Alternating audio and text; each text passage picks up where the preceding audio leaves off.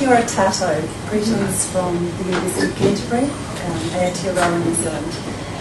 It is a real pleasure and a privilege to be here today, and I'd like to thank Nancy and Bob for their warm welcome and for the opportunity to meet with you and present this seminar this afternoon. I'd also like just to bring greetings from the School of Literacies and Arts and Education, which is my school at the University of Canterbury, and in particular from Professor Mackey, who has been working here in the past at the University of Hong Kong and is now leading our e-learning group at the University of Canterbury. So thank you, and I will make a start, as Nancy said, on my presentation. Just to give you a little outline of where I'm going to go this afternoon, I'm going to speak a little bit, just very briefly about my own background and what's led me to the study that I'm going to be presenting this afternoon. I'm going to talk just a little bit about the New Zealand context, because that may be a little bit different to your experience. Talk about the catalyst for my research, what led me to do the study that I'm speaking about, and then talk a little about the conceptual and the research design of the study, talk to you about some of my findings and discussion, and hopefully we can engage in some discussion at the end of that time. I welcome any questions or clarification during my presentation. If I use a term or I speak too quickly, please let me know. So, and otherwise we can perhaps have a time of discussion questions at the end. I'm sure there will be time for that. First of all, my own background. I trained initially as a secondary teacher in computing and ICT, and I worked in high schools in New Zealand. I then joined the College of Education, which was a separate institution at that time, and was involved in training teachers to become secondary ICT specialists. So that was where I sort of moved into tertiary teaching. And that job has evolved and changed a great deal over the time that I've been in. And I've moved more away from teaching computer studies and computing teachers into working with training teachers across all areas, both primary and secondary, and looking at how to use ICT in the classroom. So my job has changed the emphasis from a focus on computer applications and how to teach skills to a much broader look, really, at how to be thinking about innovation in the classroom using ICT and learning strategies. And the other major change in my job is that I became very involved in professional development qualifications for teachers, and eventually ended up leading the programs that I'm going to be talking to you about in a moment. And so that led me into online teaching. And so the programs I'm going to be talking to you about this afternoon were fully online programs. So that was another major change for me, from being a classroom teacher, moving into tertiary, and moving into teaching in an online environment and working in the professional development area. Just a little bit about New Zealand. First of all, we are a much bigger country in landmass than Hong Kong. I think we have, quickly looked it up today, 270,000 square kilometres. I think Hong Kong is just over 1,000 square kilometres. So a much bigger land space, but our entire population is 4 million people. So Christchurch, where our college and university is based, we have 400,000 people. So a very much smaller population, which is probably why we have taken such an interest in online teaching for professional development, because our teachers are scattered all around the country, and some of them are teachers working overseas. The qualification that I'm speaking about is called a graduate diploma in ICT education. It's designed for teachers who are working in schools, whether they're in primary or secondary, so it's elementary or secondary schools, and it allows them to upgrade their qualifications, so to gain an additional qualification, but also to extend their understanding of how to use ICT. For most of those teachers, they would have had a very minimal, if any, ICT component in the initial teacher education. A great deal of the teachers in the program will be older, more mature teachers who have ICT, computers have come along after they've started teaching, and so they're wanting to upskill themselves and to gain a better idea. So the program itself is voluntary. There's no compulsory professional development in New Zealand, so teachers opt into the program. And it's quite a mixture of focus. It's about learning some ICT skills, but also understanding theories and pedagogy around using that in the classroom. So it's a balance between skills and theoretical application, and also introducing teachers to action research and case study practitioner research in their classrooms. So there's quite a variety within the different courses that make up the qualification itself. As I said, it attracts teachers from different areas, and all of the courses are taught fully online. So we often don't see our students at all. I have students I have not met except in an online environment. Most of them study part-time.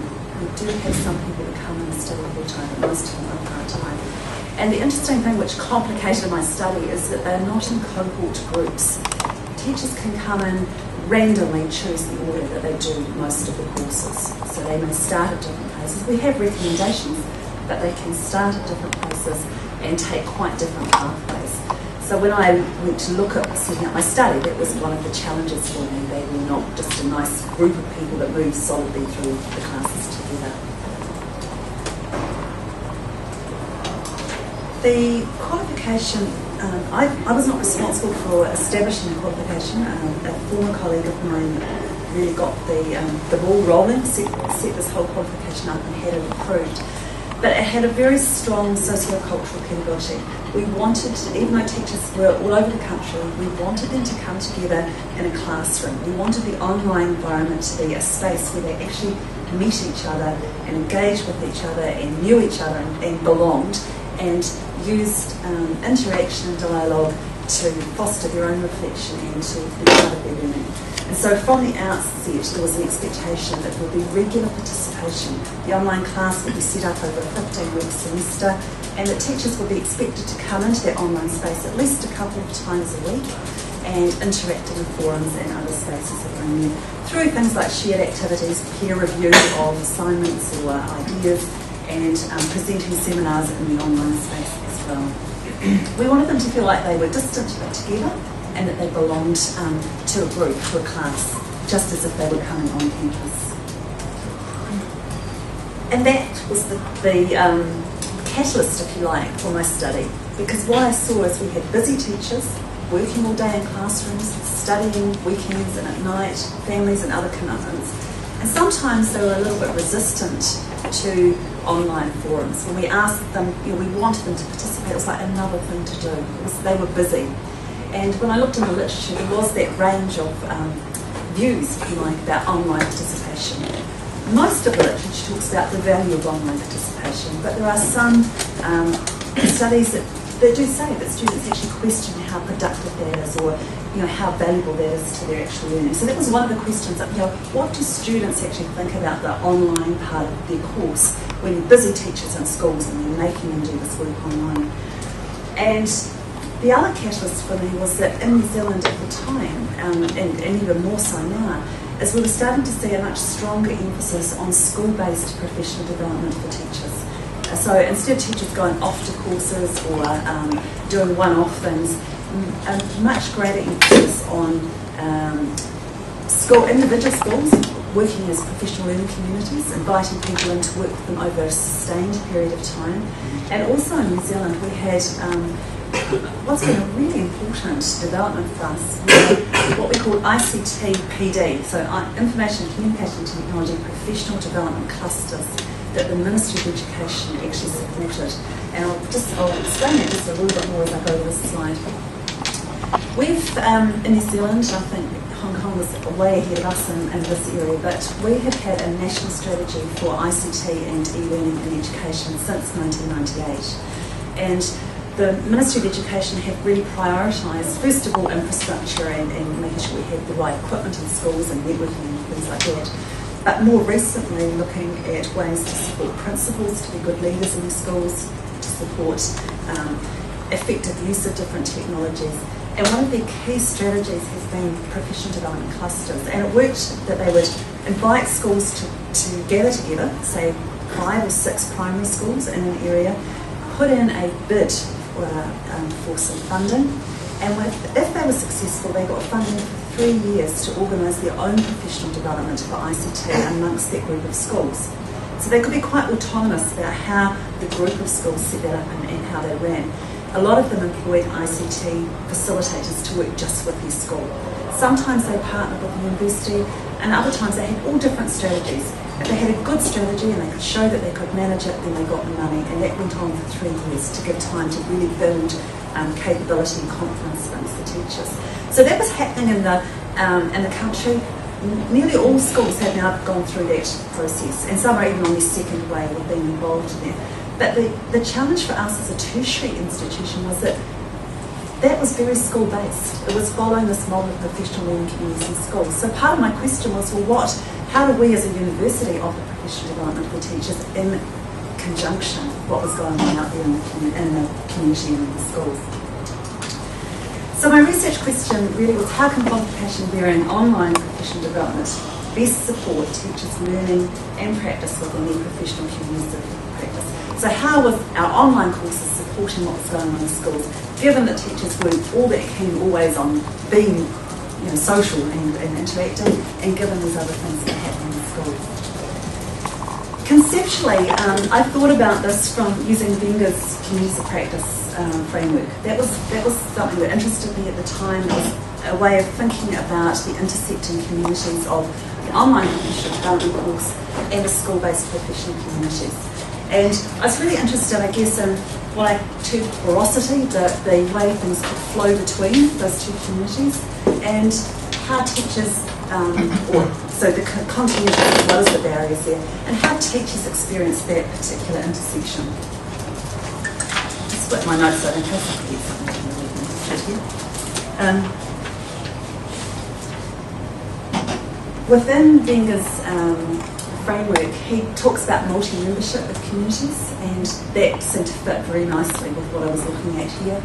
And he particularly spoke about the activities of boundary spanning, so moving across the boundaries of communities, and brokering, which was the term he used when people took something from one community and put it into another community and introduced something new to a different community. So they were two terms that were helpful to me in thinking about the study, and the whole idea of sociocultural and situated learning. Thinking about teachers' learning as something that's not isolated from their practice. It's not something that happens out there, but it's something that actually happens in the classroom in day-to-day work.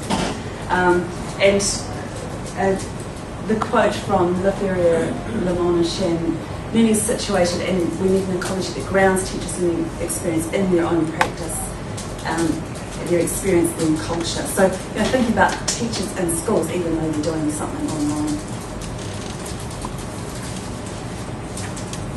I also used this aspect of Bldg's work to help me think about the way teachers' learning could be viewed, and that participation, whether it's online or in the communities, is more than just taking part. It's about constructing identities.